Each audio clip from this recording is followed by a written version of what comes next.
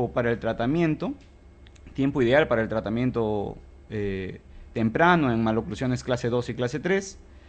Vamos a hablar también sobre la respuesta a la terapia de estos tratamientos, llamémosle como la predicción del éxito. Vamos a hablar un poco también sobre el tratamiento eficiente, ¿no? Y vamos a mostrar algunos casos clínicos y toda la charla en sí basada siempre en evidencia científica. La odontología basada en evidencia viene ya desde el año aproximadamente 95-96 y pues es lo que desde hace ya algunos años hemos venido escuchando, odontología basada en evidencia. Entonces es importante que nosotros como odontólogos conozcamos un poco más de esos términos y poco a poco nos vayamos inmiscuyendo al mundo de la odontología basada en evidencia, que más que todo se relaciona con estar plenamente actualizados día a día, ya que tanto en el país, en Sudamérica y en el mundo entero, las publicaciones avanzan tan rápido que los procedimientos en sí pueden ir variando poco a poco y la información que pueda llegar a nuestras manos a través del Internet puede ser muy valiosa para nuestro enfoque diagnóstico y nuestro enfoque de tratamiento. Les comento como una anécdota, ya el 2011 vino a Perú un doctor importante, el doctor Tiziano Bacchetti, ¿no? Él tiene su grupo de estudio por allá por Italia, o tenía, porque el doctor lastimosamente falleció debido a un accidente. Y él vino el 2011 y nos mostró esta ortodoncia o el tratamiento ortopédico de los pacientes clase 2 y clase 3 y muchos más, mordida abierta, etcétera. Nos mostró eso, pero basados en evidencia científica. Es ahí en donde yo empiezo a escuchar un poco del tema y me intereso más por esto, ¿no? Muchas de las diapositivas que voy a mostrar ahora están basadas en la exposición del doctor Bacchetti del 2011, así como vamos a mostrar también estudios clínicos, ensayos clínicos e investigaciones con respecto al tema que vamos a tratar. El doctor Bacchetti, como ya algunos lo sabrán, es del grupo del doctor McNamara, muy conocido en el ámbito de la ortopedia y el tratamiento temprano, ¿no? Y el doctor Cosa y el doctor Franchi, que siguen ellos indagando en ese mundo y que todos los años en la reunión anual de la Academia Americana de Ortodoncia, de la Asociación Americana de Ortodoncistas, siempre tienen ponencias muy importantes con respecto al tema. Entonces empezamos un poco a hablar de cómo se desarrolla en sí desde el punto de vista esquelético, una de las teorías, que es la que de repente cambia un poco los paradigmas, ¿no? Es la teoría del doctor Sato, el doctor que enseña en la Universidad de Kanagawa, en Japón, ¿no? Entonces, él dice que cuando tenemos un crecimiento ideal, entonces la maxila, debido a una rotación de la zona occipital y la zona esfenoidal, ¿no?, van a rotar de una manera ideal y va a producir un desplazamiento maxilar hacia abajo y hacia adelante, de tal manera que vamos a tener una posición mandibular más adecuada. Pero ¿qué ocurre cuando tenemos un paciente clase 3? ¿Qué posiblemente puede haber ocurrido en esa situación? Puede haber ocurrido que la parte no del occipital pueda rotar en sentido horario y la parte esfenoidal pueda rotar en sentido antihorario, de tal manera que van a empujar al maxilar hacia una zona más inferior, produciendo así una elongación vertical del maxilar y teniendo una posición mandibular o creando una posición mandibular adelantada, ¿no? Entonces, ¿pero qué es lo que ocurre en casos de los pacientes clase 2? La rotación es al sentido inverso, ¿no?, en esta posición, como veamos al macizo craneofacial o una parte del macizo craneofacial como un sistema de engranajes, ¿no?, de tal manera que cualquier cambio en la dirección de la rotación de estos sistemas óseos van a repercutir tanto en el complejo nasomaxilar como en la mandíbula. Entonces, en los pacientes clase 2 podemos tener que existe una rotación antihoraria del esfenoidal y antihoraria del occipital y horaria del estenoidal, produciendo una fuerza dirigida hacia el maxilar hacia adelante, de tal manera que la mandíbula se podría posicionar en una zona más posterior. Teniendo eso como base, vayamos a lo que Bachetti mencionaba, ¿no? Que hay que tener dos conceptos bien claros en lo que respecta a la parte del tratamiento temprano de las maloclusiones clase 2 y clase 3. Tenemos que diferenciar dos cosas importantes. Uno, vamos a evaluar al paciente, y otro, vamos a evaluar el tipo de tratamiento que nosotros vamos a dar. Cuando nosotros hablamos del paciente, ¿no? Debemos tener en cuenta dos consideraciones importantes. Uno es el tiempo ideal de tratamiento, conocido como treatment timing o tiempo de tratamiento, que se refiere a la maduración dentoesquelética individual de cada paciente. Y el otro ítem importante es la respuesta a la terapia. ¿Cómo nosotros podemos saber si ese paciente va a responder bien, va a responder más o menos, o va a responder mal a nuestra terapia, a la terapia que nosotros podríamos estar planteando, conocido como la predicción del éxito de este tipo de tratamiento? Entonces, al hablar de la maduración esquelética individual, nosotros podríamos hablar de indicadores biológicos que nosotros ya conocemos, ¿no? Como podría ser el incremento de altura corporal, la maduración esquelética de mano y muñeca, que tiene muchos análisis, ¿no? Y que lo seguimos usando, el desarrollo dental y erupción, la menarquia en mujeres, el cambio de voz en hombres, ¿no? Y la maduración de vértebras cervicales también es un modo de evaluar la maduración esquelética individual de cada paciente. Entonces veamos un poco de la maduración de vértebras cervicales, que más que todo todos lo conocemos porque pensamos que empezó con Bachetti, ¿no? Pero en sí, la maduración, el estudio de vértebras cervicales para relacionarlo como un indicador de crecimiento, ¿no? Empezó ya en 1928 con Tut y Pyle y Lanier en 1939, que lo que ellos evidenciaban era o trataban de relacionar la forma de las vértebras cervicales y los cambios de cuerpo y tamaño durante el desarrollo.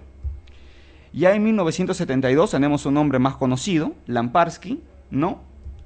Que de lo que se encarga él es de evaluar la maduración de vértebras cervicales para hombres y mujeres relacionado con la edad cronológica y maduración esquelética observada en radiografías de mano y muñeca. O sea, no desestimamos todavía la radiografía de mano y muñeca, la seguimos utilizando, ¿no? Pero él va a comparar mano y muñeca con la parte de vértebras cervicales en 1972. Luego viene unos autores importantes, Orelli y Giannillo, que en 1988 ya tratan de relacionar los cambios de crecimiento mandibular, ¿no? Y la maduración de vértebras cervicales. Es algo más específico, más dirigido hacia la mandíbula y buscando la asociación de ellos, ¿no? Entonces, ¿qué buscaban ellos? ¿Cómo relacionaban? Relacionaban la forma del borde inferior y en sí de toda la parte de vértebras cervicales, ¿no? C2, C3, C4, C5 y C6, ¿no? Y lo relacionaban con algunas medidas que tomaban en la mandíbula. Como podemos observar, gonion nation, ¿no? Para ver cuerpo mandibular. Podemos observar también condilion gonion para ver altura de rama y condilion nation, ¿no? Entonces estas tres medidas es lo que ellos utilizaban y lo relacionaban con la maduración de vértebras cervicales. En el año 1995 otro autor conocido, Hassel, ¿no? Y Farman utilizan y le dan nombre a 6 estadios de vértebras cervicales, ¿no? O 6 estadios que nos indicarían la maduración, ¿no? Utilizando las vértebras cervicales. Evaluando solo las S3. Iniciando el estadio número 1, lo llamaron iniciación, ¿no? En la cual las vértebras cervicales tenían un borde inferior recto, plano. Aceleración, en la cual la concavidad hacia arriba se hacía un poco más o levemente evidente. Luego pasamos una parte de transición, en la cual la vértebra cervical tiene una forma más cuadrada y se observa levemente también un poco de concavidad. Una fase 4, que es la desaceleración del crecimiento, que observamos una vértebra cervical más alta también levemente cóncava en el borde inferior, una fase 5 de maduración, la cual observamos un agrandamiento vertical de la vértebra cervical y la concavidad se hace más pronunciada. Y una fase 6 de finalización, que es cuando la vértebra cervical se encuentra mucho más elongada y el borde inferior más cóncavo. Eso lo hizo Hassel y Farman. Entonces, esos eran los antiguos, ¿no? Más o menos, que se siguen usando hasta ahora algunos. Pero lo que llama más la atención en el año 2002 empieza el grupo de Bachetti, el doctor Franchi, junto con el doctor McNamara, porque se juntan para hacer sus estudios, y diseñan un método de evaluación de vértebras cervicales, relacionándolos con el crecimiento mandibular, ¿no? Y al inicio, ellos crean seis momentos, ¿no? O seis ítems dentro de la evaluación de vértebras cervicales. Luego, como todo método siempre se va reajustando a la medida de la utilización y de la reproducibilidad y la precisión, entonces se reduce a 5, el año 2002. Pero en el año 2005 sale la publicación que nosotros usamos y que la mayoría de ortodoncistas usan para evaluar el crecimiento mandibular cuando utilizamos vértebras cervicales, ¿no? O el crecimiento esquelético, perdón. Entonces nos quedamos con 6 estadios: CS1, CS2, CS3, CS4, 5 y 6, ¿no? Cada uno con diferentes características que vamos a explicar más adelante, evaluando la vértebra C2, C3, C4. Y hicieron medidas también más específicas con respecto al borde inferior y a la concavidad de las vértebras cervicales, como podemos evidenciar, para tener más, darle más ciencia a su trabajo.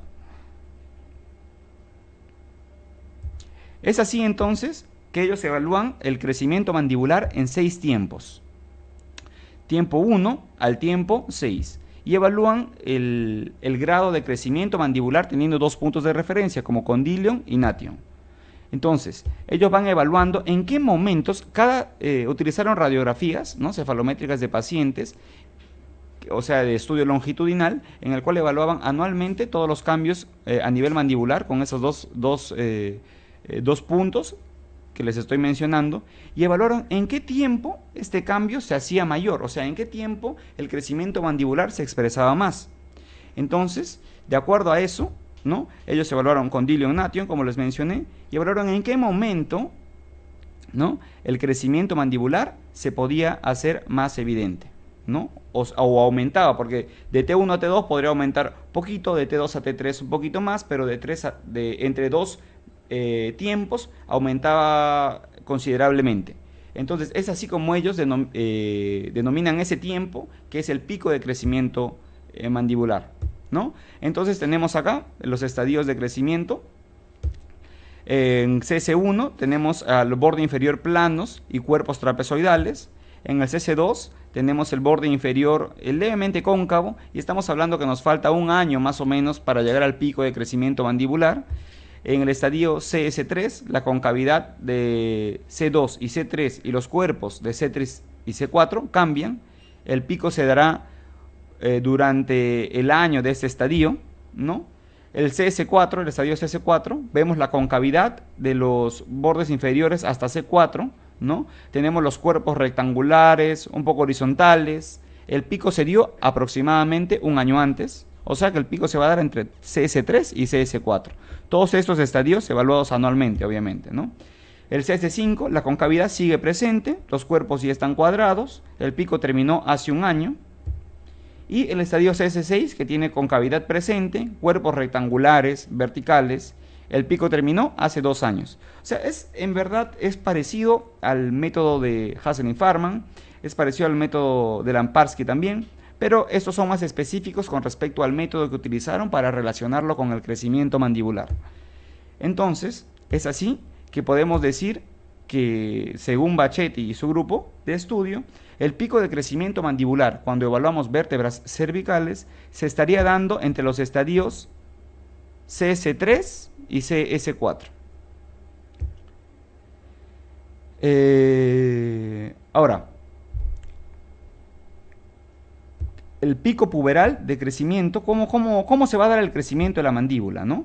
Tenemos que durante este año que se va a dar el pico de crecimiento puberal, que es entre el estadio CS3 y CS4, el crecimiento condilar se encuentra acelerado, que normalmente estamos hablando de edad puberal. Antes de este pico de crecimiento, ¿no?, que estamos hablando de los estadios CS1, CS2, estaríamos hablando de un paciente que está en la etapa prepuberal. Y posterior al pico, estamos hablando de estadios CS5 y CS6, estaríamos hablando de una etapa postpuberal del paciente. Tanto en la prepuberal como en la postpuberal, el crecimiento condilar se encuentra un poco desacelerado. Sin embargo, durante el pico de crecimiento, hablando de estadios CS3, CS4 de Bachetti, durante el crecimiento puberal, el crecimiento condilar se encuentra acelerado. Es lo que ellos encontraron. También hicieron un estudio relacionando las vértebras cervicales con el tipo de dentición. Utilizaron 1000 sujetos y los dividieron en dentición mixta temprana, dentición mixta intermedia, mixta tardía y permanente temprana, cada uno con 250 individuos. Y encontraron que la mayoría de pacientes que se encuentran en dentición mixta temprana y mixta intermedia se encuentran dentro del estadio CS1 y CS2. O sea, estamos hablando de pacientes prepuberales, ¿no? Entonces, ya que sabemos evaluar más o menos lo que son las vértebras cervicales, ahora vamos a hablar del tiempo ideal de tratamiento en pacientes clase 2 y luego seguiremos con los pacientes clase 3. Tiempo ideal de tratamiento en pacientes clase 2. Esta es una revisión sistemática, ¿no?, que la publican en el 2006. La doctora Cosa, que es del grupo del doctor Bachetti, ¿no? La doctora Cosa con Bachetti, Franchi, McNamara, ¿no? Y evalúan los cambios mandibulares producidos por los aparatos funcionales en la maloclusión clase 2, ¿no? La pregunta que se hace en este estudio es: ¿cuándo tratar? ¿Cuándo empezamos el tratamiento de una maloclusión clase 2? ¿Antes del pico de crecimiento? Estamos hablando de la etapa prepuberal, o en el pico de crecimiento, en la etapa puberal. Encontraron 704 artículos, de los cuales se quedaron con 22. Dentro de ellos, 4 eran ensayos clínicos randomizados, 2 eran ensayos clínicos controlados, prospectivos, y 16 eran ensayos clínicos controlados, retrospectivos. Solo 3 de esos 22 estudios mostraron observación a largo plazo. Lo que ocurre con los estudios en sí de eficacia, efectividad de los aparatos funcionales, es que no todos los estudios tienen evaluación o resultados a largo plazo. Existen, sí, pero son pocos. Y casi ninguno de estos, como conversábamos con el doctor Orrego, que es profesor mío en la especialidad, ¿no?, casi ninguno de ellos tiene, o no hemos logrado ver hasta ahora, ninguno de ellos tiene un estudio puramente ortopédico, ya que siempre cuando termina la fase ortopédica, luego empiezan la fase con aparatología fija. Entonces eso ya nos generaría un poco de sesgo para evaluar los efectos a largo plazo, pero solo de la parte ortopédica. Entonces ya es parte ortopédica mezclada con parte de aparatología fija. Si bien es cierto, es lo que existe en la literatura, es aceptado, sin embargo sería bueno tener tal vez algún tipo de estudio, ¿no?, longitudinal, que nos diga qué tanto el aparato ortopédico ha influenciado en el crecimiento mandibular de nuestro paciente. Obviamente en estos pacientes, la oclusión, en muchos de los pacientes que solo utilizan ortopedia, el refinamiento de la oclusión, por así decirlo, algún tipo de giroversión que pueda tener o no, se va a ver limitado si es que solo utilizamos ortopedia. Por eso en la mayoría de estudios se utilizan ortopedia más corrección con aparatología fija. Bueno, volviendo al tema, solo 3 de los 22 estudios que valoran en la revisión sistemática mostraron observación a largo plazo. Antes de seguir, la revisión sistemática es un tipo de estudio que se encarga de evaluar metodológicamente y sistemáticamente, como bien su nombre lo dice, los artículos publicados hasta el momento, siguiendo criterios de inclusión específicos que nos dicen la calidad de los artículos, por ejemplo, por ahí podemos tener el tipo de muestra y, en fin. Entonces, es uno de los niveles más altos junto con los metaanálisis, niveles de evidencia científica que podemos tener. Entonces, 6 de esos 22 estudios mostraron calidad media alta y ninguno de los estudios mostró una calidad alta, lo que les comentaba.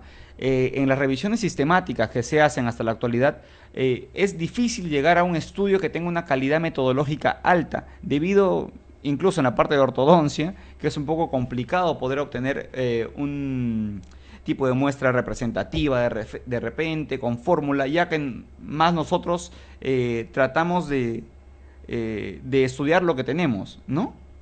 Entonces, de esos 6 de 22 estudios mostraron calidad media alta, ninguno calidad alta, ¿no? Estos son los estudios que presentan en la revisión sistemática, de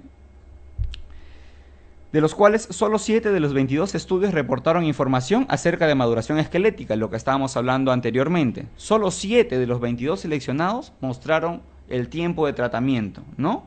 En qué tiempo trataron a sus pacientes, o sea, información de acerca de maduración esquelética en los grupos tratados y no tratados, sea con el método de evaluación carpal de mano y muñeca o el método de vértebras cervicales. Entonces, dentro de los estudios, de esos 7 estudios que les mencionaba, que ahora va a salir en la pantalla, ¿no? Tenemos a Pancher, Tuloch, Franchi, Bachetti, Folting, que es un doctor brasilero que lo tuvimos también en el 2011 acá, que su charla fue muy buena, O'Brien y de Almeida, ¿no? Dentro de ellos algunos cuando utilizaron el aparato Herbst, Bionator. Herbst no se considera mucho un aparato de ortopedia funcional, sí se considera ortopedia funcional, pero es un tipo de ortopedia funcional fija, ¿no? No es como el Clamp, como el Bionator, que es un aparato ortopédico elástico. Entonces utilizaron aparatos como el Herbst, Bionator, Twin Block, que son los bloques gemelos, ¿no? Y la maduración esquelética que ellos mostraban era, algunos trataron en el pico de crecimiento, otros trataron en el estadio prepuberal, o sea, antes del pico de crecimiento. ¿Y qué se observó con respecto a la elongación mandibular suplementaria versus los controles? O sea, cada estudio tratan a pacientes clase 2 y tienen controles clase 2 no tratados. Entonces, los pacientes o los únicos que evidenciaron un cambio significativo en lo que es la elongación mandibular suplementaria fueron los pacientes que se trataron durante el pico de crecimiento puberal, considerando los resultados efectivos con un mínimo que tendría que ser de avance mandibular de mayor a 2 milímetros, ¿no? Entonces, las muestras prepico, solo uno de las muestras prepico funcionó efectivamente, podríamos decir. Y de las muestras que se utilizaron durante el pico de crecimiento, 4 de las 4 muestras evaluadas mostraron una elongación mandibular suplementaria como resultado efectivo, ¿no? Clasificándolo así. Entonces ahí vemos la importancia de evaluar la maduración esquelética y ver el tiempo de tratamiento para este tipo de maloclusión. Ahora, la pregunta que viene a la mente es, o que viene en la revisión sistemática también, ¿los aparatos funcionales producen cambios efectivos en el crecimiento mandibular? Según la pregunta del metaanálisis, de la revisión sistemática, ninguno de los 4 ensayos clínicos randomizados reportaron cambios efectivos en la longitud mandibular inducidos por aparatos funcionales. Hablando de los ensayos clínicos randomizados, ¿no? Una metodología más fiable, ¿no? ¿Por qué?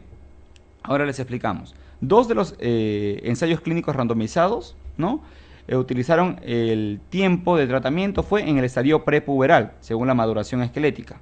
Un ensayo clínico randomizado utilizó un tratamiento a muy temprana edad, inicio a los 8,5 años y término a los 10 años. Y otro ensayo clínico randomizado utilizó el tratamiento de la ortopedia funcional en clase 2 en dentición mixta temprano, o sea, estadio prepuberal. Entonces, ¿qué ocurre acá? El tratamiento que se dio a estos pacientes fue un tratamiento a muy temprana edad. Por ende, los resultados que se pueden obtener al no tratar a estos pacientes durante su pico de crecimiento mandibular va a ser mucho más limitado. Por eso, en la revisión sistemática figura que no tuvieron un crecimiento mandibular efectivo significativo, ¿no? Entonces, ¿cuál es el tiempo ideal para el tratamiento de la clase 2 con aparatos funcionales? Lo que venimos hablando ya hace varios minutos, ¿no? Dice, en estadios de crecimiento prepuberal, o sea, un tratamiento temprano, no se produce una elongación mandibular suplementaria clínicamente significativa. Hablamos de un rango de 1.5 milímetros a 1.9. con un nivel de evidencia de ensayos clínicos randomizados. Cuando hablamos de en estadio puberal, o sea, hablamos de que el tratamiento va a incluir el pico de crecimiento mandibular, se produce una elongación mandibular suplementaria clínicamente significativa. Hablamos en un rango de 2,2 milímetros a 6,5. Sin embargo, la debilidad que tiene esta información es que su nivel de evidencia son ensayos clínicos controlados. Ahora, hablaban también de la ortopedia funcional de los maxilares en pico de crecimiento junto o seguido a la aparatología fija, lo que les comentaba que tiene la mayoría de artículos. Las ventajas de utilizar ortopedia funcional de los maxilares en el pico de crecimiento junto a la aparatología fija, uno es la eficacia, ya que podemos tener más de 3 milímetros de crecimiento mandibular extra. Otra es la corta duración de la terapia activa, 2 años versus 4 años, cuando la ortopedia funcional de los maxilares se utiliza en una primera fase de tratamiento. Otra es la mejor estabilidad, ya que se puede conseguir una intercuspidación final óptima y un término de tratamiento en edad postpuberal, lo que nos estaría dando algún tipo de estabilidad. Este es otro artículo publicado en el 2013 por el doctor Franchi y es lo que muestra en la última reunión que hubo el año pasado en Hawái. No es que yo haya ido a Hawái, sino es que en internet publican las lecturas que hacen y las conferencias que dan los doctores. Tengo profesores que sí fueron, como el doctor Leoncio Menéndez, que siempre va a los congresos de la American. De repente, los próximos años podamos acompañarlo. Entonces, el doctor Franchi, que es del grupo de Bachetti, ya Bachetti falleció para este entonces, el 2013 sacan un artículo publicado en el Angle Orthodontics y evalúan dos grupos, ¿no? Un grupo tratado con activador o Bionator, con una muestra de 40 pacientes, y un grupo de clase 2 no tratados, 20 pacientes. El tiempo de tratamiento lo dividen en prepuberal y puberal. Y tuvieron una observación a largo plazo, o sea, a largo plazo nos imaginamos un estadio de crecimiento viendo vértebras cervicales CS6, ¿no? Que es la finalización del crecimiento según Bachetti, aproximadamente a los 18,6 años, ¿no? Entonces, dos grupos, uno tratado con activador y Bionator, y el otro, clase 2 no tratados, en etapa prepuberal y otro en etapa puberal. Entonces, ¿qué encontró Franchi? Lo dividió en dos grupos prepico de crecimiento y en el grupo pico de crecimiento. ¿Qué observó? ¿No? Que en el tiempo 1, que era el estadio CS1, para el grupo prepico, ¿no? Acá podemos observar en las imágenes, el tiempo 1, el estadio CS1, y el tiempo 2, o sea, fin del tratamiento con ortopedia, CS1 a CS2. Y el grupo pico, el tiempo 1 inicial del tratamiento, se inició en el pico, CS3, y el tiempo final fue CS4, CS5, ¿no? Ya terminando el pico. Entonces, la observación fue a largo plazo, con un tiempo 3, ¿no? A los 18,6 años, en estadio CS6. Entonces, evaluaron los cambios a largo plazo en la longitud mandibular, teniendo en cuenta condilion y nation, ¿no? Esos dos puntos que siempre evalúan para medir la longitud mandibular y los cambios que han podido obtener. Entonces, encontraron que el grupo pico que utilizó la ortopedia funcional durante el pico de crecimiento en estadio CS3, según las vértebras cervicales de Bachetti, comparado con el grupo prepico, iniciados el tratamiento en el estadio CS1 a muy temprana edad, existió una diferencia significativa, hablando de diferencia de 4,3 milímetros de crecimiento mandibular, ¿no? De la longitud mandibular. ¿Qué quiere decir? Obviamente que si yo trato a mi paciente clase 2 durante su pico de crecimiento mandibular, va a ser voy a tener unos mejores resultados. Con respecto al avance del mentón, evaluando Pogonion N perpendicular, ¿no? También en el grupo prepico y en el grupo pico, ¿qué se encontró? Se encontró que al comparar el grupo pico con el grupo prepico, existió una diferencia de avance del mentón de 3,9 milímetros entre esos dos grupos. Otro factor más que me dice que debo tratar durante el pico de crecimiento mandibular. Entonces, la ortopedia funcional de los maxilares que yo pueda utilizar durante el pico de crecimiento, luego seguido ya para refinar la oclusión junto con una aparatología fija que va a ser de menor tiempo, ¿no? Que va a ser seguido por la edad del paciente, me va a dar una mejor estabilidad debido a, lo mencionamos de nuevo, a que la ortopedia funcional puede ser seguida inmediatamente por aparatología fija y a que el crecimiento en pacientes clase 2 luego del pico es similar al crecimiento normal. Entonces nos da una menor tendencia a la recidiva. Para hablar más o menos de ese crecimiento de los clase 2, que es similar a los clase 1 después del pico, tenemos dos artículos que nos lo pueden evidenciar, también del grupo de Bacchetti, de la doctora Frank Stagg, que ellos evalúan los cambios en el crecimiento longitudinal en pacientes clase 2 no tratados, ¿no? Y otro estudio que evalúan los pacientes de la maloclusión clase 2 desde la pubertad tardía a través de la juventud de la juventud, ¿no? Entonces, ¿qué encuentran estos autores, ¿no? Como podemos observar acá en este gráfico, la línea continua es clase 1 y la línea punteada es clase 2. Una vez que ya estamos en el estadio finalizando el crecimiento puberal, el crecimiento que se va a dar es muy similar, ¿no?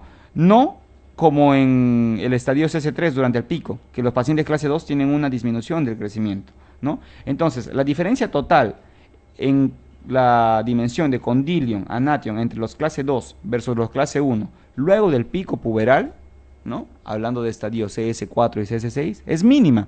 Casi la diferencia es menos 0,7 milímetros, menos que 1 milímetro, ¿no? Entonces, ¿qué quiere decir? Que esa mínima cantidad de crecimiento de los pacientes clase 2 luego de la pubertad podría ayudar a la estabilidad de los resultados obtenidos en la pubertad, ¿no?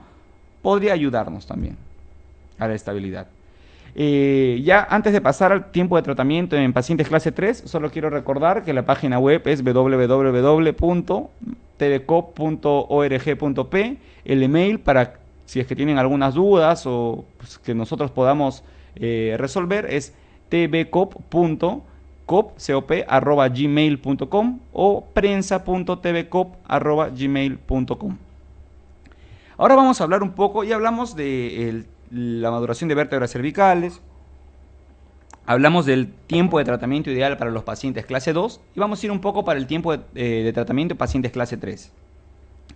También el grupo de Franchi y Bacchetti, ¿no? Evaluó el tiempo de tratamiento. Normalmente cuando hablamos de tratamiento de la clase 3, tenemos en mente, ¿no? Tratamiento temprano, tenemos en mente una expansión rápida maxilar y una terapia con máscara facial. Entonces es como que el tratamiento gold estándar en estos pacientes, ¿no? Obviamente podemos utilizar ortopedia en maloclusiones pseudo clase 3, como los aparatos de Eschler, ¿no? O diferentes, ¿no? Como el Frankel, el Bionatro para clase 3 y demás. Pero los que son más efectivos, según los estudios, es la expansión rápida maxilar combinada con la terapia de máscara facial. Entonces, este artículo de Franchi del 2004 nos habla más o menos del tiempo de tratamiento para la expansión rápida maxilar y la terapia de protracción maxilar seguida de aparatos funcionales, ¿no? Dice que durante el CS1 la disminución que yo pueda tener sobre la longitud mandibular va a ser de menos 3.5 y durante el pico de crecimiento, que es que yo puedo tener una restricción del crecimiento mandibular mayor. A veces es un poco increíble esto, pero según los estudios lo menciona, ¿no? Entonces, por ejemplo, tenemos un tratamiento mostrado de un paciente mostrado por el doctor Bacchetti en su conferencia, con un tiempo de tratamiento, pretratamiento a los 8 años de edad, ¿no? En un estadio CS1. Luego tiene a los 11 años en un estadio CS2, post tratamiento con máscara facial y retención. Y luego tiene un tratamiento o el mismo paciente evaluado a largo plazo a los 18 años en un estadio CS6. Se evalúa cómo ha sido el cambio en el patrón de crecimiento mandibular y en la restricción de este crecimiento y la rotación que ha habido a nivel condilar. ¿Qué ha ocurrido? Ellos dicen, ¿no? Por ejemplo, el ángulo del plano mandibular con respecto a Frankfurt a los 8 años era 24 y a los 18 21. Ellos dicen que existe una rotación condilar anterior que produjo un incremento en el crecimiento de la longitud mandibular relativamente menor debido a la rotación a nivel condilar, ¿no? Entonces, ¿qué recomiendan? ¿El tratamiento temprano o el tratamiento tardío en los pacientes con expansión rápida maxilar y terapia con máscara facial? Nosotros sabemos que las clase 3, por problema maxilar, mientras más pronto la detectemos, el tratamiento debe ser inmediato. debido a que los resultados a largo plazo que podamos conseguir van a ser mejores. Siempre y cuando estamos hablando de un problema maxilar. Cuando el problema es netamente mandibular, es un poco más complicada la situación, pero algunas veces nosotros tratamos también estos tipos de pacientes con un avance maxilar para ir, cuando tenemos problemas de mordida cruzada anterior, para dejar que el maxilar se vaya expresando su crecimiento en totalidad. Entonces, ellos evalúan el tratamiento en el estadio prepuberal y en el pico de crecimiento.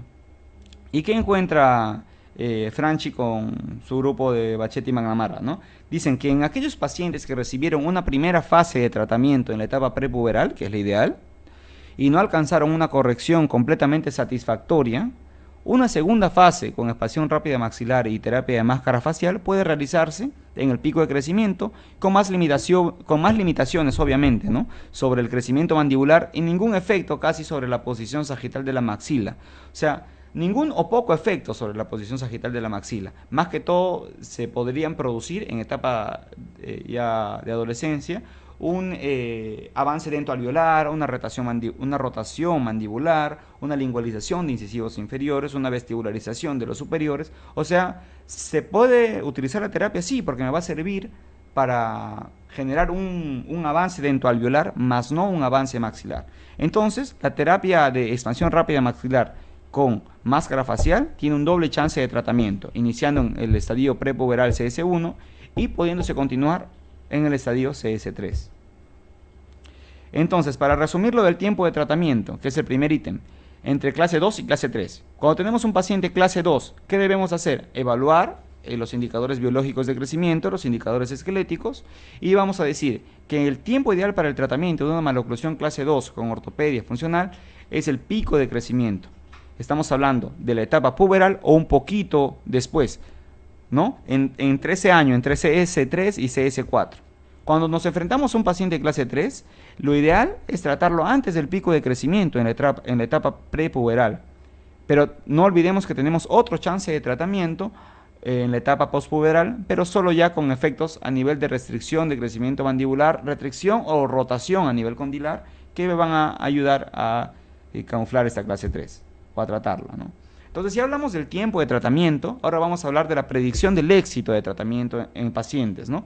Se puede predecir, nosotros como ortodoncistas, podemos saber qué paciente me va a responder mejor y qué paciente me va a responder mal al tratamiento, cuál es el candidato ideal para mi tratamiento ortopédico, sea en clase 2 o clase 3. Pues sí, hay muchas investigaciones. Y volvemos al grupo de Franchi, que ellos crean un método, hay varios, ¿no? Pero y yo les voy a mencionar ahora el que tengo, que es el de Franchi y Bachetti, ¿no? Que publican un artículo en el cual van a predecir los cambios a nivel mandibular inducidos por ortopedia funcional, seguido de aparatología fija en pacientes clase 2. Ellos utilizan un grupo de 57 sujetos, no los voy a marear un poco con esto, tratados con ortopedia funcional, seguidas con aparatología fija, tiempo de tratamiento, CS3, o sea, en el pico de crecimiento. Utilizan aparatos como los twin blocks, los bloques gemelos, HERPS con coronas o HERPS con placas acrílicas. Tiempo 1, 12 años, 2 meses, más o menos 10 meses. Y el tiempo de la segunda evaluación a los 14 años, 5 meses, más o menos 11 meses, ¿no? Entonces, la variable es estudiar antes del tratamiento, ¿cuál eran? Algo bien fácil que podemos hacer con una radiografía cefalométrica.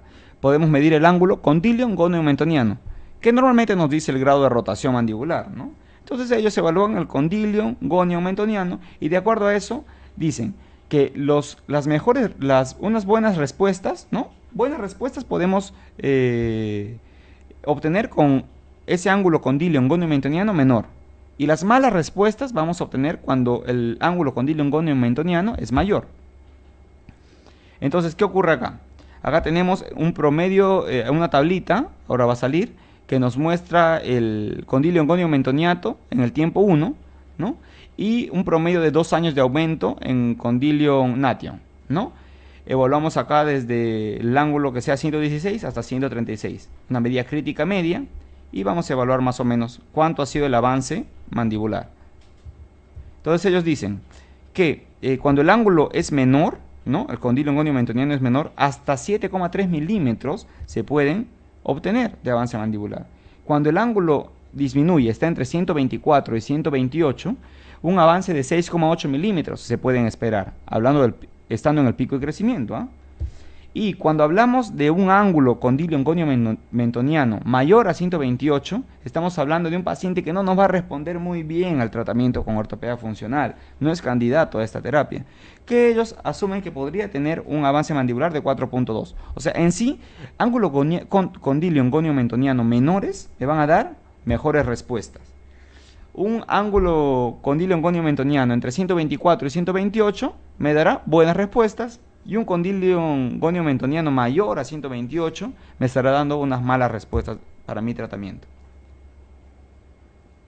¿no? Es lo que les vengo mencionando: buenas respuestas, malas respuestas y las mejores respuestas en pacientes con ángulo condilio gonio mentoniano menor a 123, ¿no? En el estudio de Bachetti. Eso con respecto a los pacientes clase 2. Un solo ángulo que nos podría ayudar a predecir la terapia de el éxito de nuestra terapia. Ahora, para predecir el éxito del tratamiento de pacientes clase 3, también hay otro método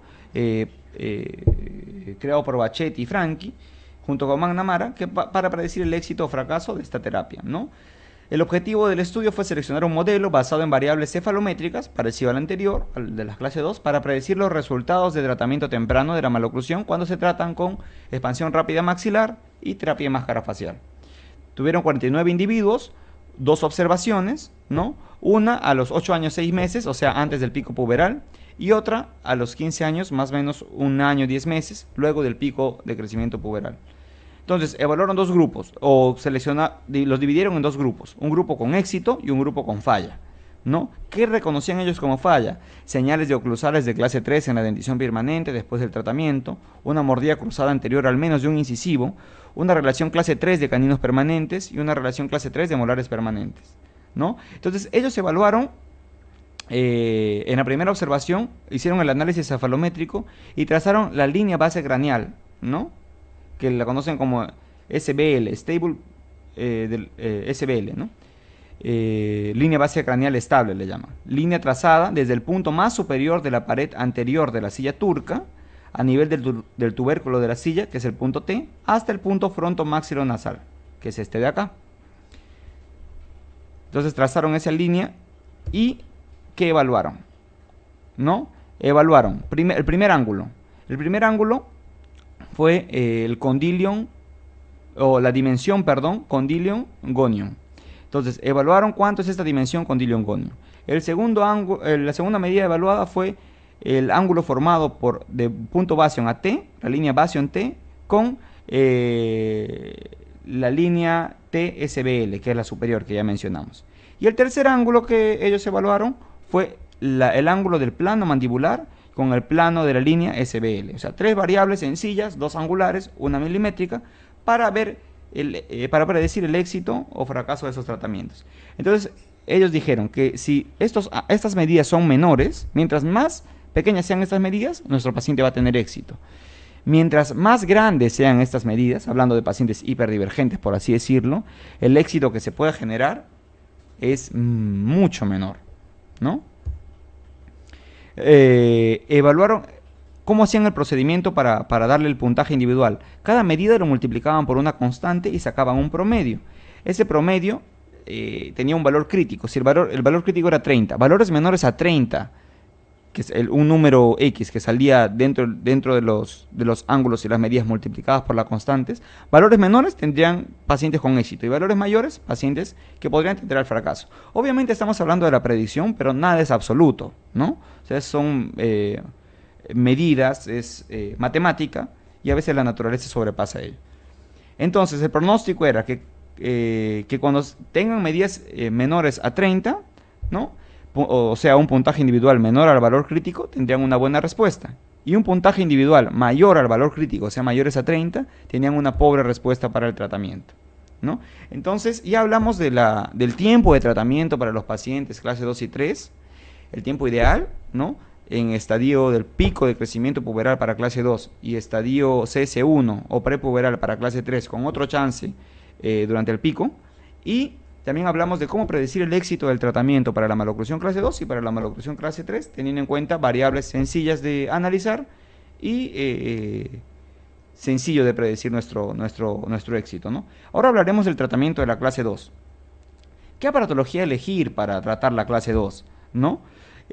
Obviamente tenemos que basarnos en el diagnóstico que nosotros tenemos. Si nosotros tenemos un problema a nivel maxilar o si nuestro problema es a nivel mandibular, ¿no? Entonces, se producen cambios intermaxilares con todos los aparatos, pero los aparatos funcionales tienen mayor efecto sobre la mandíbula, mientras que los aparatos de tracción extraoral, como el arco extraoral, extrabucal, tienen un mayor efecto sobre la maxila, como ya lo sabemos. Sin embargo, existen algunos aparatos ortopédicos funcionales, sean removibles o fijos, como los bloques gemelos y en algún caso el Hertz, que muestran cambios en ambas bases óseas. Ya sabemos cuáles son las variables a considerar para la elección del tratamiento, ¿no? En un paciente que tenga un ángulo condilio gonio mentoniano pequeño, se prefiere ortopedia funcional de los maxilares versus arco extraoral, ¿no? Medida ideal, condilio gonio mentoniano menor a 123. En caso contrario, en que estos pacientes tengan un condilio gonio mentoniano mayor, se recomienda el uso de arco extraoral, ¿no? Otra variable a considerar es la distancia de pogonium a la línea NPER, ¿no? Para una mayor distancia en pogonium NPER, o sea, cuando el mentón se encuentra más hacia atrás, se prefiere ortopedia funcional, obviamente, ¿no? Estamos hablando de pacientes con pogonium NPER mayor a 7 milímetros. ¿Por qué? Porque etiológicamente tienen un problema mandibular. O sea, la terapia a utilizar va a depender de dónde es mi problema. Si mi problema es maxilar, entonces yo voy a utilizar mi arco extraoral porque quiero restringir el crecimiento maxilar. Pero si mi problema es netamente mandibular, entonces evalúo la predicción de éxito de mi tratamiento y voy a tratar con un aparato de ortopedia funcional porque me va a traer mejores resultados según mi etiología. Todo depende del diagnóstico. El diagnóstico es sumamente importante. Ahora nos vamos a enfocar más en la parte de ortopedia funcional, no vamos a hablar mucho del arco extraoral. Entonces, un candidato ideal para la terapia con ortopedia funcional, ¿no? ¿Cuál es? Son pacientes clase 2 en el pico de crecimiento puberal con una severa retrocesión mandibular que afecta el perfil y un ángulo mandibular pequeño. Entonces, Bachetti cuando vino dijo que no es un asunto de elección, sino de indicación. ¿Qué es lo que está indicado para mi paciente? Yo no elijo, le voy a poner un extraoral o le voy a poner un funcional. No, ese aparato de qué se trata de qué es lo que yo voy a poner debido a la indicación que tiene el aparato para cada paciente, ¿no? ¿Qué es lo que necesita mi paciente en sí? ¿Dónde está el problema? Maxila o mandíbula, ¿no? Entonces, hablando de los aparatos funcionales, en la revisión sistemática que les comenté al inicio, hablan de la efectividad y la eficiencia, ¿no? Con unos coeficientes que tienen que ver con la duración del tratamiento promedio y la elongación mandibular suplementaria. En esa revisión sistemática hablan de que el Frankel 2 es que tiene una baja efectividad y eficiencia, ¿no? Con una elongación mandibular suplementaria de 2 milímetros aproximadamente. El otro aparato que le sigue es el activador, que tiene una mediana efectividad y eficiencia con una elongación suplementaria de 2,7. El otro aparato funcional fijo, que tiene una alta efectividad y eficiencia con 3 milímetros de elongación mandibular suplementaria, es el Hertz, ¿no? Y el más eficiente, con una elongación suplementaria de 3,4 milímetros, es el aparato funcional, el Twin Block, los bloques gemelos, ¿no? Esto en sí, viendo el coeficiente de eficiencia, ¿no? Sin embargo, va a depender de la habilidad del ortodoncista o del que maneja la ortopedia funcional para decidir con qué aparato se siente más cómodo y qué aparato para esa persona genera mejores resultados. Porque acá me puede decir que los bloques gemelos es lo máximo, pero yo no tengo mucha experiencia fabricando bloques gemelos. Yo hago más bionatros. Entonces, para mí con los bionatros o con el activador me va bien. Entonces, va a depender también de la pericia y habilidad del operador, ¿no? Sin embargo, siempre hay que tener en cuenta lo que la literatura y la evidencia científica nos dice.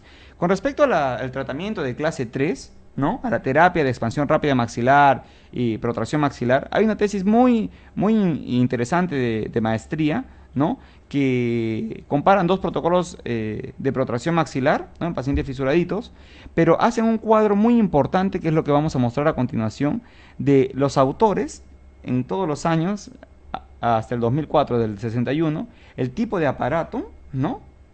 Y el protocolo que ellos utilizan, como podemos evaluar, y la edad en el cual ellos indican. Entonces, hay muchos protocolos de tratamiento para la expansión rápida maxilar. Hay muchos aparatos para la expansión rápida maxilar.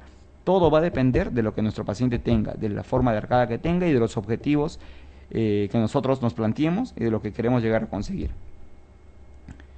¿No? Lo mismo pasa para la protracción maxilar. La cantidad de fuerza, la frecuencia en horas por día, la duración de la terapia, ¿no? Todo eso va a depender de lo que nuestro paciente necesite y sobre todo de lo que nosotros manejemos, todo siempre basado en evidencia científica, ¿no? Bachetti mencionaba una secuencia de elásticos, ¿no? Primero un uso de elásticos secuencial bilateral de 3/8 que nos daría una fuerza de 200 gramos, otro bilateral de media que nos dan 500 gramos por lado y otro bilateral de 5/16 con 500 gramos por lado también. La dirección de los elásticos hacia adelante y hacia abajo, ¿no? Utilización a tiempo completo hasta lograr un overjet sobrecorregido de 4 a 5 milímetros. Luego utilización nocturna por un periodo adicional de 3 a 6 meses, ¿no? Entonces, el protocolo según Bachetti era expansión rápida maxilar con placa de acrílico adhesiva y hook vestibulares, o sea, la placa no de McNamara, protracción ortopédica de maxila con máscara facial y retención con el arco de Eschler, ¿no? Las activaciones no las vamos a detallar porque ya va a depender de lo que nosotros debamos usar. Sin embargo, Bachetti utilizaba una semana de activación, una activación por día en caso de ausencia de discrepancia transversal interarcos. O sea, él no requería que, él decía que tenemos que hacer disyunción para que suelten las suturas para que la protracción sea más eficiente, ¿no? Y hay varios tipos de protocolo, ¿no? Entonces, ¿qué vamos a evaluar ahora en este estudio que hizo Westwood con McNamara, junto con el grupo de Bachetti y Franchi y con Sarver, ¿no? Evaluaron los efectos a largo plazo del tratamiento de la clase 3 con expansión rápida maxilar y terapia de máscaras facial seguida de aparatos funcionales, o seguida de, perdón, de aparatología fija. Otra vez la aparatología fija metida dentro de los estudios. ¿Por qué? Porque es lo que tenemos. Los pacientes vienen, se tratan con ortopedia y quieren necesitamos nosotros darle un refinamiento a la oclusión y los pacientes también lo requieren, lo piden. Entonces, por eso siempre los estudios encontramos seguido de aparatología fija. Entonces, ¿qué encontraron? Que encontraron que la terapia con expansión rápida maxilar y máscara facial, iniciada en etapas prepuberales, hablando de estadio CS1, CS2, fue efectiva a largo plazo. Existieron cambios favorables tanto en el maxilar como en la mandíbula y los efectos dentoalveolares también fueron importantes. Ojo, no solo hay cambio a nivel ortopédico, sino siempre también podemos encontrar cambio a nivel dentoalveolar. Todos los pacientes de clase 3 en los cuales se les corrigió el overjet 4 milímetros o más al fin del tratamiento activo con expansión rápida maxilar y terapia de máscara facial fueron aquellos que se mantuvieron estables después de la pubertad. O sea, hay que sobrecorregir, doctores, hay que sobrecorregir para que nos dé una estabilidad. El overjet es lo que nos va a dar la estabilidad. Un dato importante, publicado en el 2009 por Malgorzata, es la duración del pico de crecimiento puberal en pacientes clase 1 comparado con pacientes clase 3. Como ya vimos, en los clase 2, luego en etapa postpuberal, la diferencia no es mucha. Es 1 milímetro que van a crecer más los clase 1 con respecto a los clase 2. Sin embargo, cuando hablamos de pico de crecimiento comparando clase 3 con clase 1, el pico de crecimiento mandibular es mayor y dura más en los pacientes con clase 3 comparado con los clase 1. Eso es importante, ¿no? Para saber la terapia, para ver hasta cuándo la voy a utilizar. Hay otro estudio que compara aparatos funcionales y la terapia de expansión rápida maxilar con protracción maxilar para pacientes clase 3, ¿no? Y encuentran pues que la más efectiva es la terapia con expansión rápida maxilar y tratamiento con máscara facial, ¿no?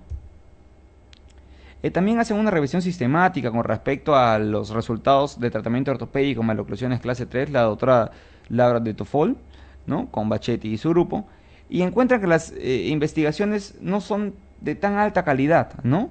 Y el seguimiento es aproximadamente 5 años, entonces no es mucho. Entonces dicen que la necesidad de investigaciones de alta calidad para demostrar realmente la efectividad del tratamiento de clase 3 es necesaria. Ahora, con respecto a los protocolos de expansión, de protracción, que normalmente nosotros conocemos el disyuntor Haas, el disyuntor Hyrax y demás para hacer la disyunción, vino en el año 2005 un doctor que nos dio 3 publicaciones en 3 revistas distintas muy importantes. El doctor Eric Liu. El doctor crea o diseña un nuevo método, un nuevo protocolo de protracción maxilar en pacientes, más que todo dirigido a pacientes fisurados, ¿no? Él habla de un nuevo protocolo de disyunción que lo llama ALTRAMEC, que es protocolo de Alternate Rapid Maxillary Expansions and Constrictions, ¿no? Que quiere decir que él va a alternar tanto la expansión como la constricción. O sea, expando y luego voy a hacer la constricción. ¿Para qué? De esa manera va a generar más fuerza sobre las suturas del complejo cráneo maxilar y va a poder producir una protracción mayor en ese tipo de pacientes fisuraditos, ¿no? También publica en el Progress Orthodontics, el 2005, el mismo año, ¿no? La efectividad de un aparato ortopédico de protracción intraoral en pacientes en crecimiento, ¿no? Usando este nuevo tornillo de expansión, porque es un nuevo tornillo especial, ¿no? Usando ese tornillo y usando el protocolo ALTRAMEC, ¿no? Que expansión, constricción, con su tornillo, ojo, con su tornillo. Y él le llama que esta terapia simula mucho a una distracción osteogénica por la fuerza que genera sobre las suturas circunmaxilares. Entonces vamos a ver cómo es este tornillo. Acá les presento el tornillo de Liu, ¿no? Que es el que utilizan para el ALTRAMEC. Es un poco distinto al tornillo convencional que nosotros conocemos, ¿no? Ya que tiene como se podría decir, dos bisagras acá, ¿no? Este se emboca, ¿no? Y la activación va a ser un poco diferente, o el método de actuar va a ser diferente. Nigan, que va a venir, gracias a Dios, la Asociación Iberoamericana de Ortodoncistas va a traer al doctor Peter Nigan, que habla mucho de crecimiento en pacientes clase 3 y habla mucho, sus artículos son importantísimos, habla mucho de todo el complejo circunmaxilar y que para que una protracción sea efectiva debería tener énfasis la terapia en todas estas suturas que podemos ver acá para poder nosotros tener una protracción más eficiente. Debido a esto es que Liu agarra y dice, entonces, normalmente puedo tener voy a tener dos visiones con respecto a una disyunción normal con un Hyrax convencional. La figura A podemos observar que tenemos acá las placas pterigoideas, este redondito vendría a ser el maxilar, la placa derecha, placa izquierda y la tuberosidad del maxilar y el punto A adelante. En la imagen B observamos lo que reporta la literatura como un tipo de efecto que se produce en el complejo maxilar cuando se utiliza un tornillo Hyrax. Dice que el centro de rotación va a estar a nivel de la espina nasal posterior. Ese va a ser el centro de rotación. Y va a haber algún tipo de reabsorción ósea a nivel de la tuberosidad del maxilar entre las placas pterigoideas, ¿no? Y que esa rotación pequeña y la pequeña reabsorción también que va a haber a nivel de las placas pterigoideas va a generar una apertura de la sutura palatina y un retroceso en sí de la parte anterior, o sea, el maxilar va a retroceder un poco. Eso dice una teoría. Otra teoría dice lo que está en la figura C, que es lo mismo, el Hyrax va a producir un efecto de disyunción con un centro de rotación en la espina nasal posterior y que va a haber una resistencia a nivel de las placas pterigoideas, pero sin embargo, y a diferencia del anterior modelo, en este sí va a haber un avance del punto A, ¿no? Entonces, hay algunos que dicen que va a retroceder, otros que dicen que va a avanzar. Entonces, Liu dice, miren, yo voy a hacer un aparato, un tornillo, que lo que nos importa a nosotros es que avance el punto A. Nos importa que avance porque la protracción es para avanzar la maxila, ¿cierto? Entonces, yo voy a hacer un tornillo y voy a hacer que ese tornillo ya no tenga su centro de rotación en la espina nasal posterior, sino su centro de rotación sea a nivel de la tuberosidad del maxilar, en ambas tuberosidades, en la unión de la placa maxilar, ¿no?, palatina con la placa pterigoidea. De tal manera que no va a haber ningún tipo de rotación y no va a haber ningún tipo de resistencia. De esta forma, yo voy a conseguir un avance del punto A mayor. Entonces, eso es lo que dice Liu, que está publicado en el 2005, la explicación a la creación de su tornillo, que él le encuentra más efectivo. Luego ya habla del procedimiento, ¿no? Del Alramec. Con respecto a esto, que era solo reporte de caso y cositas así, el año 2012 en el Congreso de Hawái presentan un estudio que hicieron ya pero en protocolos, ¿no? Y hablan del impacto de esta protocolo Alramec, las expansiones, constricciones, y los protocolos convencionales de expansión rápida maxilar en las suturas circumaxilares, en el complejo maxilomandibular y en la subsecuente protección maxilar, ¿no? El largo tiempo, a largo plazo la evaluación es de 2 años nomás, ¿no? Pero al menos si es algo, un ensayo clínico. El doctor Liu hace esto, ¿no? Este es el tornillo, estos son la cantidad de expansión que puede hacer, ¿no? Y más o menos, estos son la evaluación en Convin, llegan a la conclusión de que el procedimiento Alramec, ¿no?, abre las suturas circunmaxilares más que la expansión rápida maxilar convencional, y eso genera un avance maxilar mayor, y que la diferencia mayor se dio en el grupo de pacientes de 12 a 14 años. Ahora, otro tipo de terapias para que se viene usando ya, y no tanto acá, pero más en otros países, es la protección maxilar con mini placas, ¿no? Más enfocado a pacientes y ya que están en el pico de crecimiento mandibular, que sabemos que una protección convencional va a ser un poco complicada, ¿no? Con respecto a artículos publicados el 2011 y el 2012, ¿no?, muy importantes con respecto a esto, y más o menos es así. Hay algunos que utilizan mini placas a nivel de la cresta infracigomática y van a utilizar la máscara facial, ¿no?, con sus hooks vestibulares, y van a realizar la protracción. Como podemos observar en esta imagen de acá se observa la mini placa, ¿no?, ubicada en la cresta infracigomática, y luego la tracción con la máscara facial, ¿no? Otro tipo de aparatología ya más invasiva también es colocar mini placas en la zona inferior mentoniana y colocar anclaje esquelético a nivel palatino como un anclaje en sí, para poder realizar la protección desde la mini placa en el mentón hacia la molar, ¿no? Pero es muy invasivo desde mi punto de vista, ¿no?, que más o menos es esto lo que se muestra en la imagen. Con respecto a esto, hay una revisión sistemática y metaanálisis muy importante publicado en el 2012 en el Journal of the World Federation of Orthodontics, publicado por el grupo del doctor Carlos Flores Mir. El doctor Carlos Flores Mir es peruano, es egresado de la Universidad Cayetano Heredia, y es para mí uno de los peruanos más importantes en lo que es la investigación en estos momentos a nivel de la ortodoncia.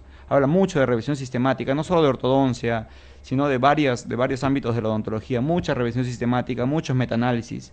Yo creo que deberíamos leerlo y aprender un poco de él. Es una inspiración para muchas personas, creo yo. Bueno, entonces él evalúa, ¿no?, la protracción maxilar con mini placas y la protracción maxilar convencional, ¿no? ¿Y qué dice? Dice que se puede predecir un avance de 3 a 5 milímetros del punto A con anclaje esquelético. Y el anclaje esquelético produce como mínimo 1 milímetro más de avance del punto A que el anclaje dentoalveolar.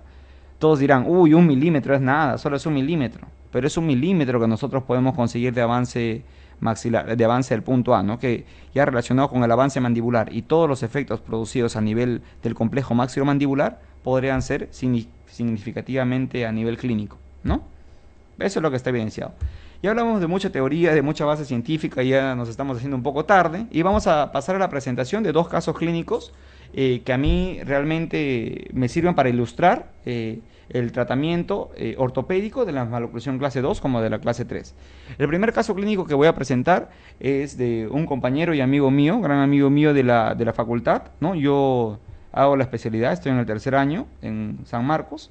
Él ha sido tratado por el doctor Marco Antonio Cruz Escalante, y los asesores fueron el doctor Herbert Orrego, el doctor Luciano Soldevilla y el doctor Arturo Palomino, que también nos acompaña en la parte clínica.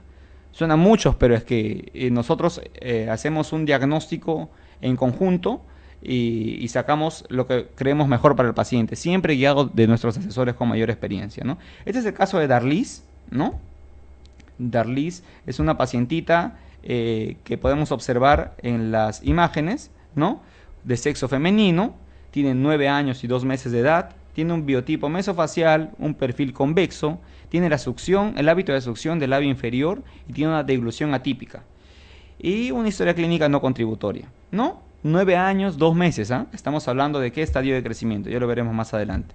La información clínica que podemos observar en ella es que tiene una dentición mixta temprana, una maloclusión clase 2, división 1, un incisivo superior vestibularizado y protruido, y un incisivo inferior lingualizado y retruido.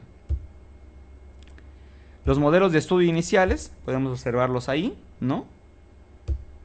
Un overjet de 10 milímetros, un overbite de 15%, un doble plano de oclusión, una curva de espía aumentada, una discrepancia dentoalveolar negativa en el arco inferior.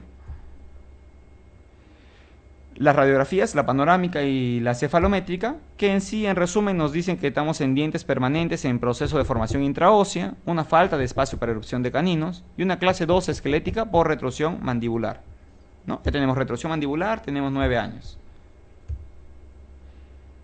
Entonces, ¿cómo vamos a predecir? ¿Qué más tendríamos que hacer para predecir el éxito de si pensaríamos en ortopedia funcional en este paciente? Hay que hacer las medidas cefalométricas, dijimos. Ya, ¿qué es lo que hemos aprendido? La predicción del éxito del tratamiento, ¿no? Entonces, ¿qué vamos a medir? Vamos a medir el ángulo condilion, gonion, nation, ¿no? O condilion gonio mentoniano. Entonces, condilion gonio mentoniano. El condilion gonio mentoniano, ¿no? Nos dice que es 114 grados. Entonces, ¿qué ocurrirá en estos pacientes con 114 grados? Es menor que 123. Entonces, en ella esperamos una buena respuesta. Es una buena respondedora al tratamiento porque estamos dentro de la escala de menores a 123 en este ángulo, ¿no? Entonces, por ahí vamos bien. La otra variable a considerar era la distancia de pogonio a la línea NPER. Y tenemos que de pogonio en NPER tenemos 18 milímetros. Y lo que la norma nos dice es que basta que tenga 7 milímetros para que sea candidato a ortopedia funcional. Y efectivamente, entonces las dos variables en estudio nos están diciendo que es un buen candidato para ortopedia funcional. Pero, ¿cuál es la debilidad? La debilidad es la edad del paciente. La paciente se encuentra después de la evaluación de vértebras cervicales, se encuentra en el estadio CS2 de crecimiento, ¿no? Entonces, ¿qué pasa si estamos en el estadio CS2 de crecimiento? Estamos todavía a un año de iniciar la curva de crecimiento puberal. Entonces, ya sabemos que los resultados en este tiempo de tratamiento posiblemente no sean muy efectivos. Pero, ¿qué hacemos con una paciente que los papás vienen preocupados porque los dientes de adelante y superiores están muy salidos, tenemos posibilidad de fractura, de trauma? Entonces tenemos que tratarlo, ¿no? Y aparte, si la paciente es muy colaboradora, también vamos a darle chance. Fuera de eso, tiene las condiciones para tratarla con ortopedia facial, excepto que no está en el pico de crecimiento. Pero de todas maneras, en la universidad se decidió tratarla. La radiografía carpal, que también utilizamos, que nos dice que está en un estadio de maduración, que no todavía inicia el pico de crecimiento, ¿no? Entonces, los objetivos de tratamiento que se plantearon fueron corregir el hábito de succión del labio inferior y de deglución atípica, corregir la clase 2 esquelética, disminuir la convexidad facial, corregir la maloclusión clase 2 primera división, corregir la inclinación de incisivos superiores e inferiores, disminuir el overjet y mejorar el overbite. Las alternativas de tratamiento fueron aparatos ortopédicos funcionales, el clamp, Bionator, activador, Twin Blocks, Bimler, Frankel. Aparatos de propulsión mandibular como el Hertz, Exbo, Forsus, MPA, Mara, ¿no? O la otra situación sería esperar hasta el pico de crecimiento puberal, donde sabemos que tendría más predecible el éxito, ¿no? Pero dijimos, los papás tenían mucho miedo de que la paciente se pueda tener algún tipo de trauma la pacientita con respecto a los dientes superiores, aparte que tenía el hábito de interposición del labio inferior que iba a impedir que se desarrolle bien el complejo dentoalveolar, ¿no? Entonces, el tratamiento que se decidió fue utilizar un aparato clamp. Esa es la pacientita inicial, el perfil inicial. Luego podemos ver la toma de mordida constructiva. Fue un avance, el overjet era de 10 milímetros, se avanzó 6 milímetros en esta paciente para la obtención de la mordida constructiva, ¿no? Ahí vemos la toma de la mordida constructiva, ¿no? Frontal. Vemos el perfil con su mordida constructiva. Y el aparato usado fue el activador abierto elástico de clamp con una modificación para corregir el hábito de succión del labio inferior, como un lip bumper, ¿no? Y la mordida constructiva con un avance mandibular de 6 milímetros. El progreso de tratamiento, ¿no? Luego de los 7 meses llegamos a un overbite de 10 milímetros a 3 milímetros. Realmente las condiciones en la paciente nos lo brindaban y la colaboración de la paciente era muy buena. Entonces logramos tener de 10 a 3 milímetros, reducir el overjet en 7 milímetros. Bueno, lograron los doctores, ¿no? Luego de eso se dice, ya vamos a hacer otro aparato y vamos a llevar la mordida constructiva a borde. Entonces, se utiliza luego, después de 7 meses, se cambia el uso del clamp. El clamp se usó full time y se alcanzó 3 milímetros de overjet, ¿cierto? Entonces, ahora vamos a llevar la mordida constructiva a un borde a borde para generar más cambios en esa paciente. Es lo que se hace, es lo que se puede ver en las fotos, ¿no? Y se construye otro clamp. Los resultados a un año de tratamiento, si bien es cierto, no son resultados a largo plazo, pero es lo que tenemos ahora, ¿no?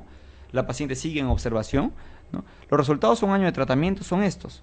La disminución significativa del overjet son cambios dentoalveolares, como todos sabemos por la edad de la paciente, ¿no? Que esta paciente realmente no podemos esperar que haya crecido la mandíbula tanto debido a que no está en el pico de crecimiento mandibular. Puede haber crecido un poco, sí, pero no solo el aparato ortopédico ha funcionado en el crecimiento, sino ha funcionado en el complejo dentoalveolar más que todo, tanto superior como inferior, ya que hemos eliminado toda la musculatura para que la dentición se desarrolle. Pero de todas maneras los resultados son muy buenos, ¿no? Y podemos considerar esto como un resultado exitoso. Esta es la pacientita, ¿no? En la foto inicial, y este es al año de tratamiento, la fotografía de perfil. Podemos ver cómo se observa este pogonium con respecto a la NPER, ¿no? Se observa un pogonium avanzado, un perfil más balanceado, una disminución de la convexidad, y podemos observar también que esto va de la mano con la oclusión, ¿no? Con la oclusión que se ha generado en esta paciente. Entonces, para ver las radiografías, podemos observar un inicial y un año de tratamiento. Ha habido un crecimiento mandibular normal, el esperado de la paciente. Se ha podido ver una ayuda también, sí, leve, pero más que todo ha sido el movimiento dentoalveolar. Sin embargo, ¿quién nos ayudó a eliminar la musculatura? El clamp. Vamos a ver ahora las superposiciones cefalométricas, que es lo que más nos importa, ¿no? Ahora vamos a hacer la superposición. En la parte izquierda tenemos crecimiento total, SN en S. Lo negro es la radiografía inicial y lo azul un año de tratamiento. Observamos pues que la mandíbula ha crecido un poco debido al crecimiento normal, ha crecido también tal vez por el aparato un poquito. El complejo dentoalveolar, tanto incisivo superior, incisivo inferior, ha mejorado rotundamente debido a los arcos, ¿no? Utilizados en el clamp, ¿no? Y con respecto al movimiento dental maxilar, teniendo en cuenta la espina nasal posterior, espina nasal anterior, superponiéndolos en ENA, ¿no? Para ver el movimiento dental maxilar, se observa que el incisivo superior, pues sí, se ha palatinizado grandemente, ¿no? Con respecto en el arco inferior, ¿no? Poniendo borde inferior de sínfisis paralelo al plano mandibular, observamos que el incisivo inferior se ha vestibularizado y que la molar se ha extruido un poco, ¿no? Y el crecimiento mandibular, sí ha habido un crecimiento mandibular normal y también ha ayudado un poco al aparato utilizado, ¿no? Entonces podemos evaluar acá en esta imagen, ¿no? Las medidas que normalmente se utilizan para ver las comparaciones en el crecimiento mandibular. Con Dilium Nation, ¿no? Que observamos que inicialmente tenía 73, aumentamos 4 milímetros. Perdón, Gonium Nation, luego con Dilium Nation de 106 aumentamos a 111, debido al crecimiento normal también de la paciente. Con Dilium Gonium de 53 a 58 hubo un aumento de tamaño de rama. Enamentoniano para ver altura anteroinferior de 70 a 73, han ido de la mano con la altura de la rama. En sí, esta paciente el aparato clamp nos ha favorecido. Lo que se busca ahora es mantenerla en esa posición mandibular, esperar el recambio dentario y esperar que las premolares erupcionen en una buena posición y pueda haber un engranaje, el engranaje que nos va a permitir dar una estabilidad a este tratamiento ortopédico. Y obviamente que durante el pico de crecimiento mandibular esta paciente es candidata a usar su clamp. Si bien es cierto, van a decir, pucha, pero dos fases. Sí, pero es que en esta paciente lo requería. O esta paciente vino a nuestras manos cuando era joven. Entonces hemos logrado obtener resultados buenos en ella y lo que esperamos es engranaje premolar para darle estabilidad a este tratamiento. Ya hablamos de la clase 2. Ahora vamos a hablar un poco de un paciente clase 3. Es un paciente tratado por mí junto con el doctor Luciano Soldevilla y con el doctor Arturo Palomino como asesores. El paciente tiene 13 años 11 meses, ¿no? Es un paciente clase 3. ¿Qué hacemos? 13 años 11 meses, está en el pico de crecimiento mandibular. Información del paciente. Es un paciente de sexo masculino, de 13 años, 11 meses de edad, biotipo braquifacial, tiene un perfil cóncavo, no presenta hábitos, tiene falta de proyección malar y una historia clínica no contributoria. La información clínica, estas son las fotografías intraorales del paciente, ¿no? Observamos que hay una mordida cruzada anterior, una maloclusión clase 3 del lado derecho de angle y una maloclusión clase 1 del lado izquierdo. Entonces lo clasificamos como una dentición permanente, maloclusión clase 3, subdivisión derecha con mordida cruzada anterior, incisivo superior palatinizado, incisivo inferior vestibularizado y protruido y ausencia clínica de la pieza 2-3. La información clínica acá podemos observar cuando lo llevamos tratamos de llevar a relación céntrica que podríamos llegar casi un borde a borde, ¿no? Pero no completamente. Los modelos de estudio iniciales que podemos observar en la imagen, ¿no? Acá observamos los modelos de estudio. Una mordida cruzada anterior marcada con una relación molar. Un overjet de menos 3,5 milímetros. Un overbite de menos 5 milímetros. Una discrepancia alveolo dentario superior de menos 8, inferior de menos 1,5 y malposiciones individuales. Las radiografías tanto panorámica como cefalométrica, y la cefalométrica pues nos dice que el problema es un poquito también mandibular combinado con retroposición maxilar, ¿no? La panorámica, piezas 1,8, 2,8 y 3,8 en proceso de erupción, falta de espacio para el canino izquierdo, una clase 3 esquelética por protrusión mandibular y retroposición maxilar, y vías aéreas superiores disminuidas. Entonces, ¿qué vamos a hacer en este paciente en el análisis cefalométrico? Fuera del protocolo que nosotros manejamos, estoy mostrándoles un resumen. También vamos a predecir el éxito de mi terapia, ¿no? Entonces, voy a darle a este paciente, a esta cefalometría, voy a hacer las 3 mediciones. Condilion gonion, medida milimétrica, el ángulo Basion T con SBL, angular, y el plano mandibular con el plano SBL, angular también. Entonces, en este paciente hicimos las mediciones, ¿no? ¿Y qué obtuvimos? Acá podemos observar. Obtuvimos un condilion gonio de 63 milímetros, un Basion T SBL de 58 grados y un plano mandibular con el plano SBL de 19 grados. Ahora vamos a multiplicarlos por las constantes y vamos a ver cuánto es nuestro puntaje individual. Lo multiplicamos por las constantes y el puntaje individual que nos dio es de 28,5. ¿Qué quiere decir? Que estamos en valores menores al valor crítico. Esto se refiere a que el éxito que nosotros podamos tener puede darse porque estamos menores a 30, ¿no? Siendo este un paciente ya de 13 años 11 meses, con esos valores. Evaluamos también las vértebras cervicales según Bachetti y observamos que el paciente efectivamente está entre el estadio CS3 y CS4 en el pico de crecimiento mandibular. Entonces, la carpal también nos dice que está en el pico de crecimiento mandibular. Entonces nos vamos a la bibliografía. ¿Qué nos dicen? Que la terapia con expansión rápida maxilar y máscara facial nos da un doble chance de tratamiento. Entonces es lo que vamos a intentar en este paciente. No podemos prometerle que vamos a conseguir una completa corrección. Vamos a tratar de camuflar el problema. No vamos a conseguir adelantamiento maxilar, por así decirlo, más si buscamos un adelantamiento dentoalveolar, una modificación dentoalveolar anterosuperior. Vamos a querer una rotación mandibular en sentido horario, ya que el paciente es braquifacial, y vamos a ver que esta terapia se van a dar varias cositas a nivel dentoalveolar que nos van a favorecer el éxito. Dentro de los objetivos de tratamiento se plantearon en 2 fases. Una primera fase era corregir limitadamente la clase 3 esquelética, protruir el maxilar superior en lo que se podía, ¿no? Más que todo iba a ser dentoalveolar, redireccionar el crecimiento mandibular, corregir la mordida cruzada anterior, mejorar el perfil del paciente y mejorar las condiciones alveolo-dentarias en el maxilar superior e inferior. La segunda fase iba a depender de nuestra reevaluación y si se llegara a corregir esa mordida cruzada, mantener el buen desarrollo maxilomandibular conseguido, supervisar el crecimiento mandibular, corregir la maloclusión que se establezca y conseguir un buen overbite y overjet. Entonces, las alternativas de tratamiento para él, ¿cuál eran? La terapia con expansión rápida maxilar más máscara facial convencional o anclaje dentoalveolar. Otra terapia hubiese sido máscara facial sin expansión rápida maxilar con anclaje dentoalveolar, que algunos utilizan. Y otra hubiese sido la protracción maxilar con anclaje esquelético, con mini placas. Se le planteó al paciente la posibilidad de las mini placas, pero por motivos económicos no se pudo acceder. Y otra actitud que hubiésemos tenido sería esperar hasta el término de crecimiento y realizar la planificación ortoquirúrgica del caso. Se le colocó, según el protocolo de Bachetti, la placa de Schwarz inferior para expansión y el disyuntor tipo McNamara para el arco superior, ¿no?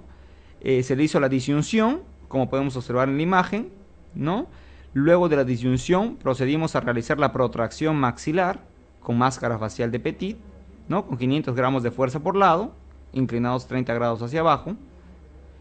Y los resultados que les voy a mostrar son a 6 meses de tratamiento, ¿no? En los cuales podemos evidenciar que se ha logrado descruzar la mordida y se ha logrado conseguir y corregir la relación molar en el lado derecho.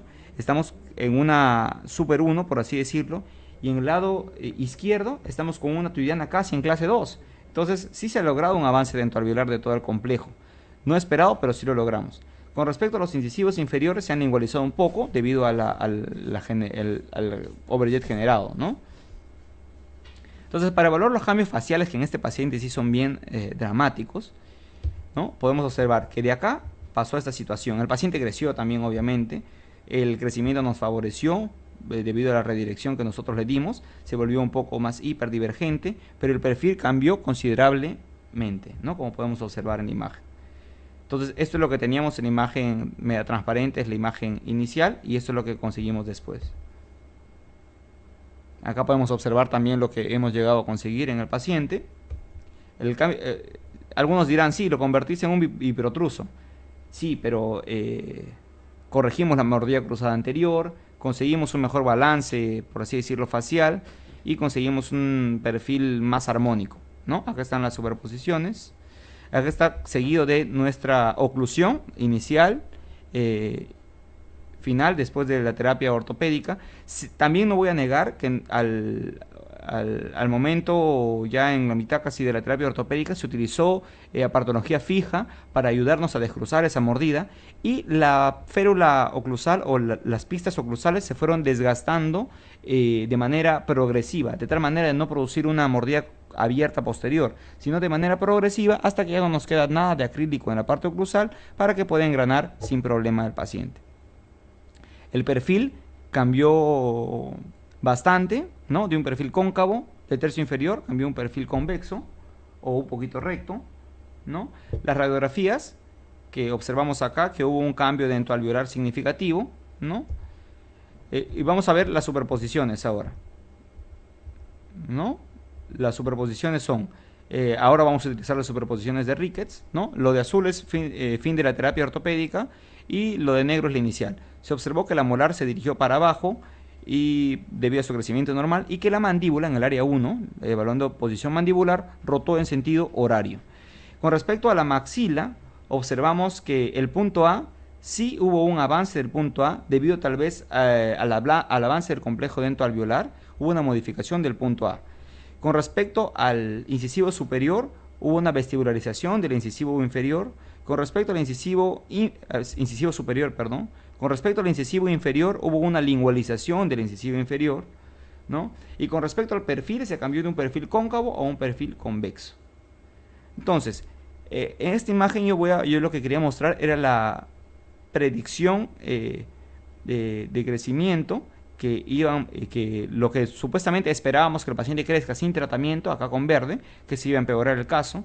La predicción del tratamiento, que lo que esperábamos hacer con todo el avance, ¿no? Siguiendo los parámetros de Ricketts.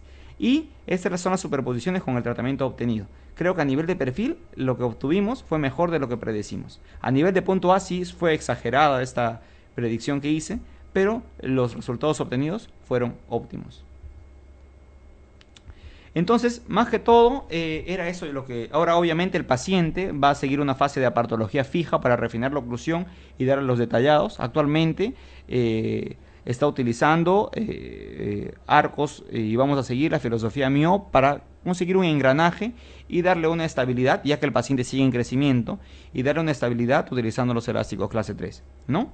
Eso es lo que yo quería hablar. En resumen, quería concluir diciendo que nosotros podemos tratar estos pacientes clase 2 y clase 3. Tenemos parámetros que nos dice la literatura, cuándo debemos tratarlo, qué terapia debemos utilizar, cuál va a ser la más eficiente, qué paciente nos va a responder mejor a tal terapia. Podemos predecirlo, está al alcance de nuestras manos. No es solo poner un aparato por poner y decir sí va a funcionar, no. Tenemos que tener evidencia, tanto clínica como científica. Tenemos que mezclar estos dos tipos de evidencia para que nuestro tratamiento sea óptimo. Y de esa manera poder brindarle resultados a los pacientes y a los familiares de los mismos, ¿no? Que buscan por nuestro apoyo. Lo que les quería comentar es, quería agradecer, quería